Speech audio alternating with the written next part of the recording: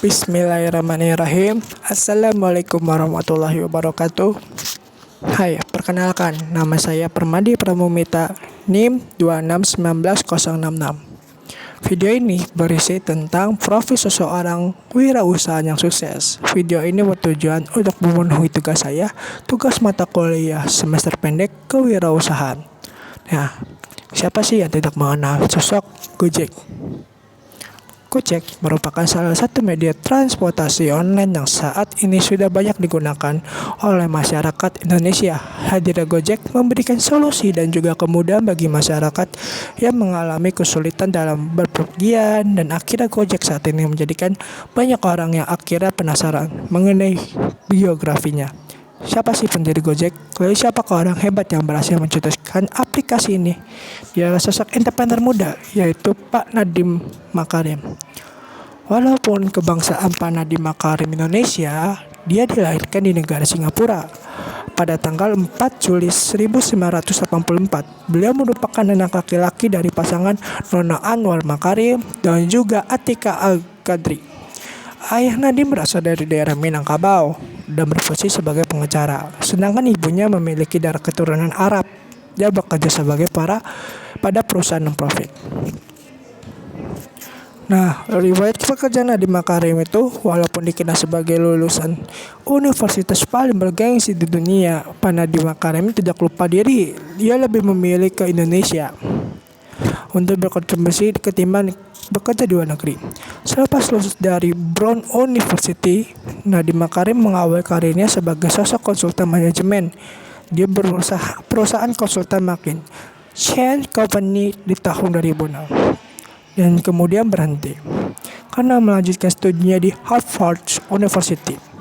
Setelah menyelesaikan master di Harvard University, Nadiem bekerja sebagai co-founder Zalora Indonesia sekaligus manajer editor di sana. Dan setelah keluar dari Zalora, ia kemudian bergabung dengan perusahaan startup Kartuku, sebuah perusahaan penyedia layanan pembayaran non-tunai di Indonesia. Namun kelak perusahaan Kartuku diakuisisi oleh Nadiem Makarim untuk memperkuat link GoPay dan Gojek. Di Kartu ia menjabat sebagai Chief Innovation Officer Kartuku. Setelah memiliki banyak pengalaman selama bekerja di perusahaan ternama, Nadiem Makarim kemudian memutuskan resign atau mengundurkan diri dari tempat yang bekerja. Di usia udah dan memiliki jiwa entrepreneurship yang tinggi, ia mencoba merintis perusahaan sendiri. Ia kembali menjadikan perusahaan Gojek pada tahun 2011. Nah, ide pendirikan Gojek Nadiem Makarim itu dapat ketika ia berdiskusi dengan tukang ojek di langgannya. Nadiem Makarim memang lebih sering menggunakan jasa ojek dibandingkan dengan menggunakan mobil. Dari perbincangan dengan tukang ojek langganannya, ia menemukan kenyataan bahwa hampir sebagian besar tukang ojek menghabiskan waktu hanya untuk menunggu pelanggannya yang menghampiri dan susah untuk mencari pelanggan. Di sisi lain, kemacetan di Jakarta makin memperkeruh keadaan. Makin ia berpikir sangat dibutuhkan sebuah layanan transportasi yang cepat serta pengirimannya yang cepat untuk membantu warga Jakarta. Dari hasil riset itulah ia ide membuat inovasi bagaimana orang bisa mudah memesan ojek melalui ponsel tanpa harus repot ke pangkalan ojek. Jadi ada yang jauh dengan pangkalan ojek pun dapat menikmatinya. Tukang ojek sendiri juga tidak harus mangkal bagi penumpang yang menggunakan ojek. Juga lebih aman karena jelas dan terdaftar. Lalu pelajaran apa yang dapat diambil dari sosok Makarim?